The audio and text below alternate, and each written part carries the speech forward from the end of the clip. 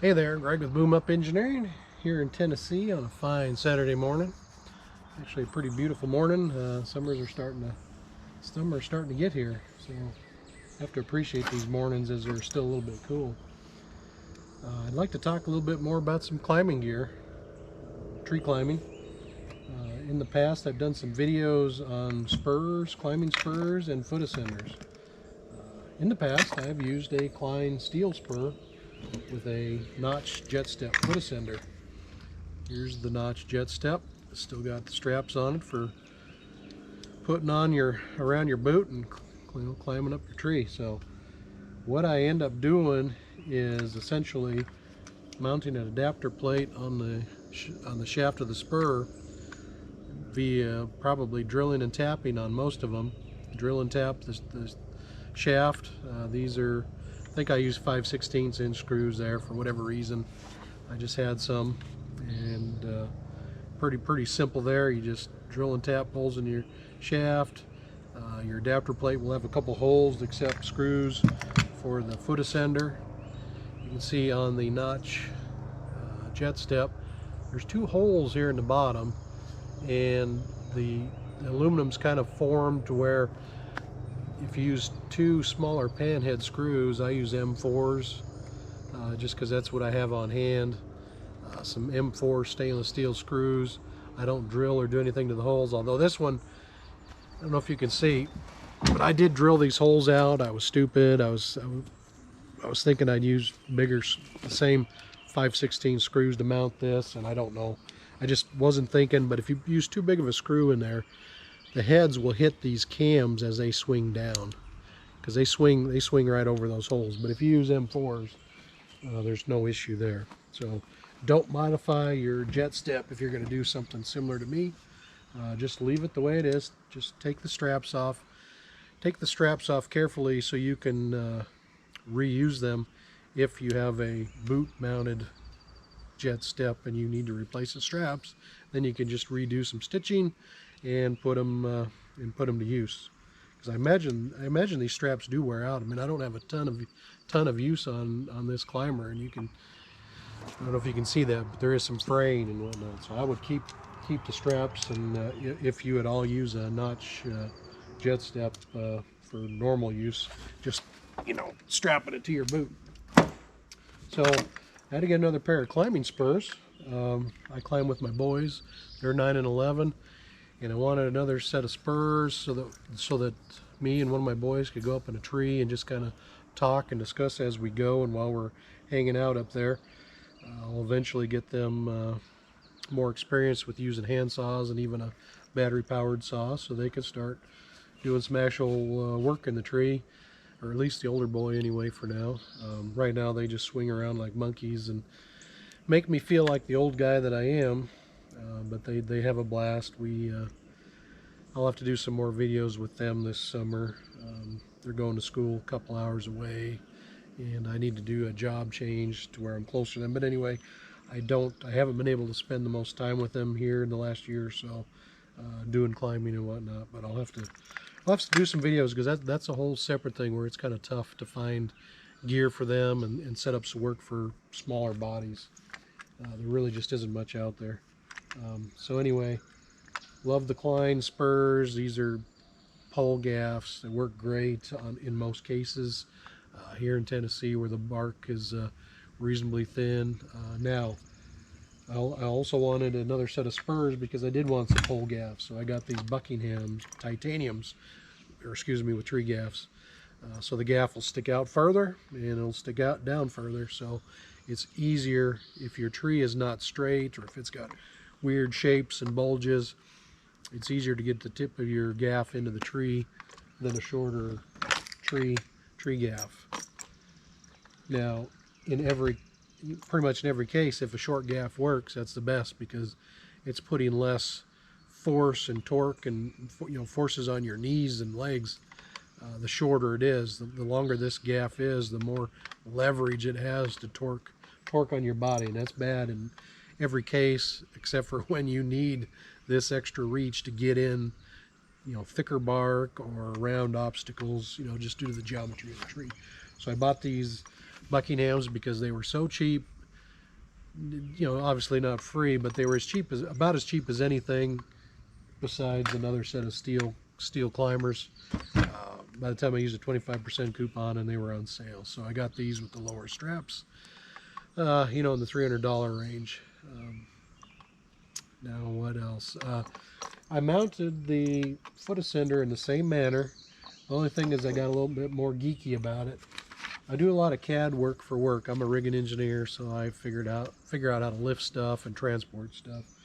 Sometimes big stuff, sometimes little stuff. You know, it might be a challenge getting a 1,000-pound payload in somewhere, or it might. The other day we did a 35,000-pound valve, and it took 7 hours to get that valve into position with 6 chain falls. 35,000 pounds, 7-foot diameter. But anyway, I drew the bracket up so that I could have a 1-to-1, you know, 2-scale representation of what I was going to fabricate out of aluminum. When you do this, like I say, everything's to scale. What you can do is easily print it 1-to-1 to scale, and then that way you'll have a template to put on your metal to cut and drill and do it all, basically. And you know, when you do that, you end up with something that's to scale, as long as you print it out properly to where you can check fit ups and all that fun stuff. Now, since I did this in 3D, you know, SolidWorks is a program I use. It's 3D. You know, we got a 3D printer for Christmas for me, you know, me and the boys, and you know, it just something clicked in my mind and go, oh, I can print out this bracket in with the 3D printer. So that's what I did here. You take your CAD file, save it as a step file, pull it into whatever software you use with your 3D printer, and you know, that takes a couple minutes. Change a few settings, send it to the printer, it warms up, calibrates. You know, and 10 minutes later you have a actual, you know, replica. The only difference is this thing's plastic, but it's a 1-to-1 scale part of what you're going to cut out of aluminum. So again, that makes it real nice. You can bolt up your foot ascender exactly how you're going to do it to the spur. Put the, you know, bolt the bracket up and hold it up to your spur, and make sure you've got your clearances and everything just the way you need it. So again, pretty nerdy, definitely overkill, but I thought that was cool use for the printer. And we got that printer for, you know, you can do a lot of stuff with it, but RC Airplanes is a good one.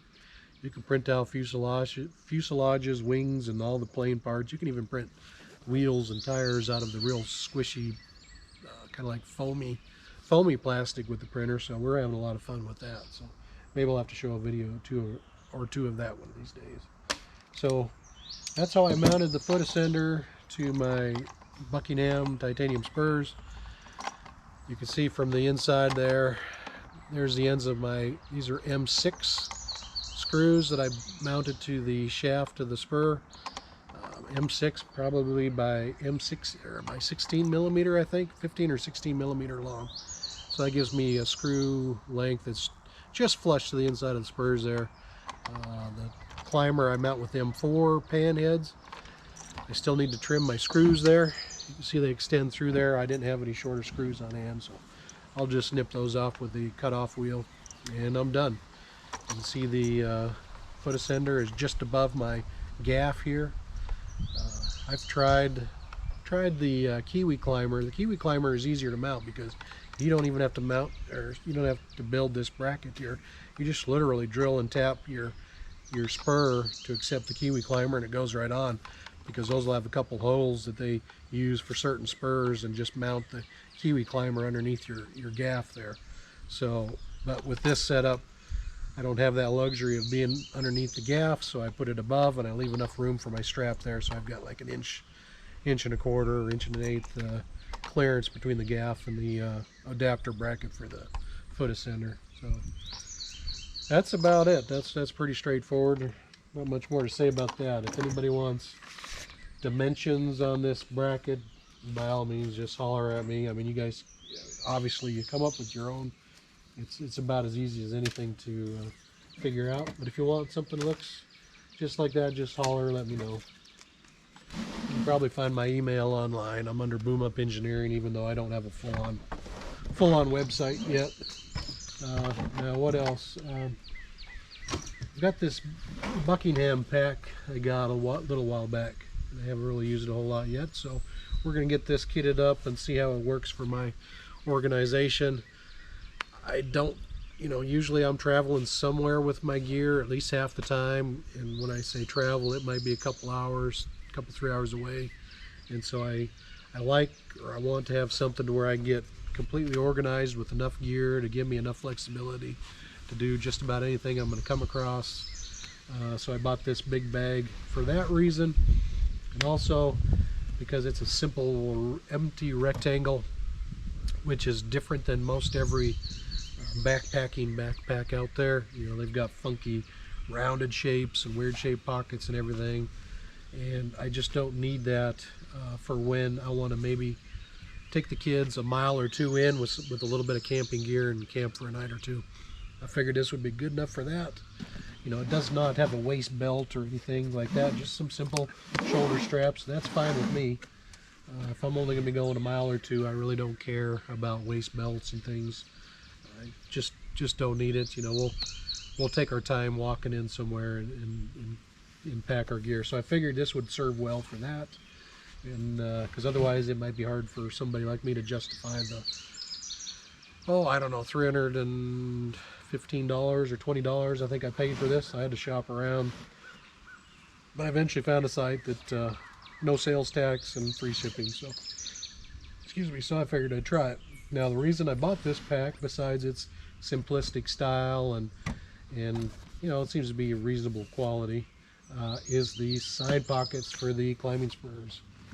For some reason, I don't like throwing my spurs into a bag with a rope or gear and general harness, all that stuff. I just don't like throwing these in there and having to come up with something to protect from the gaffs and stuff like that. So I thought this would be pretty slick, and I haven't used it much or really at all yet, but we're going to start. These spurs fit in there pretty nice, and these pockets have some shape to them so they don't just fall out. There is a retention strap I'll have to play with. I really don't know exactly how they intended for this to work, but I guess something like that. And yeah, it should work good enough, even if this bag's laying down.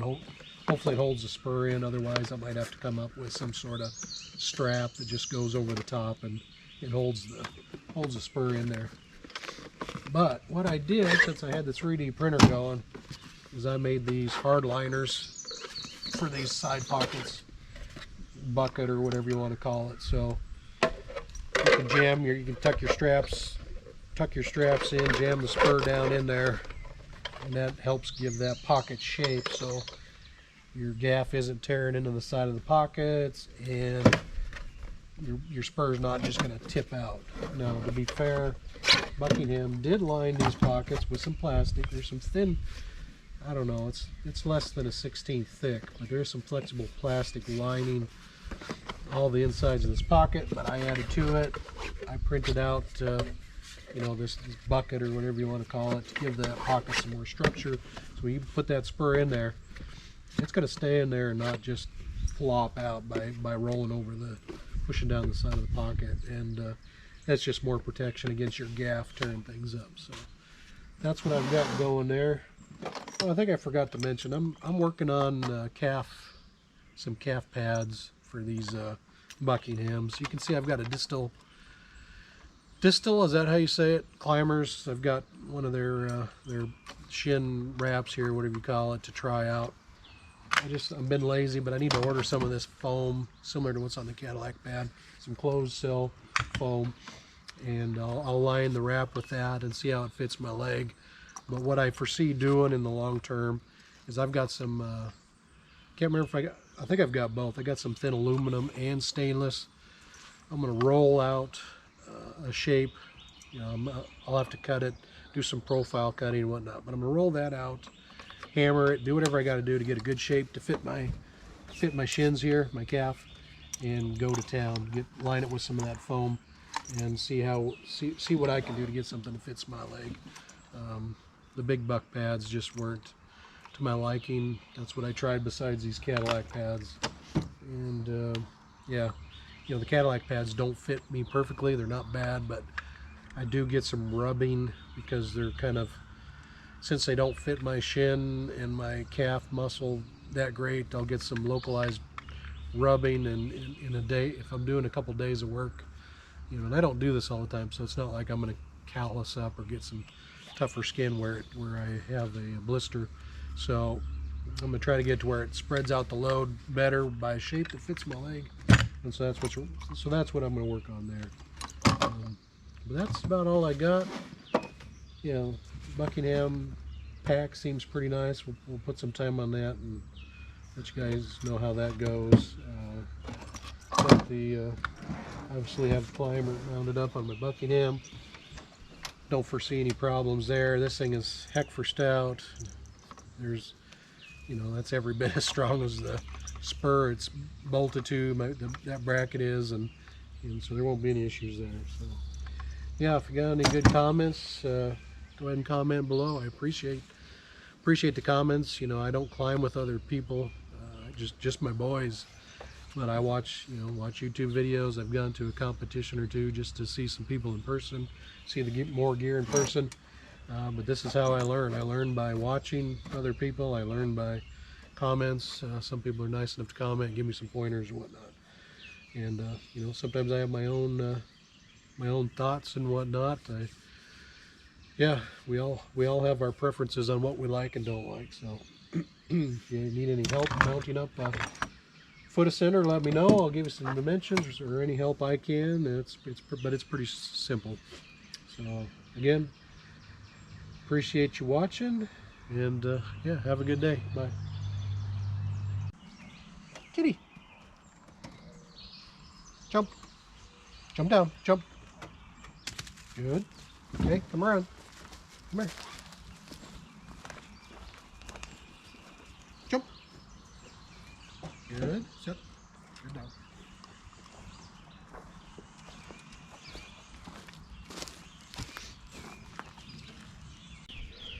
Here comes Kitty.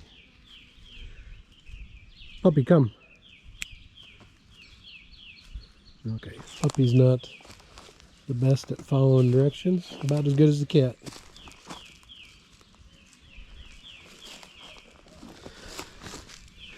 Come.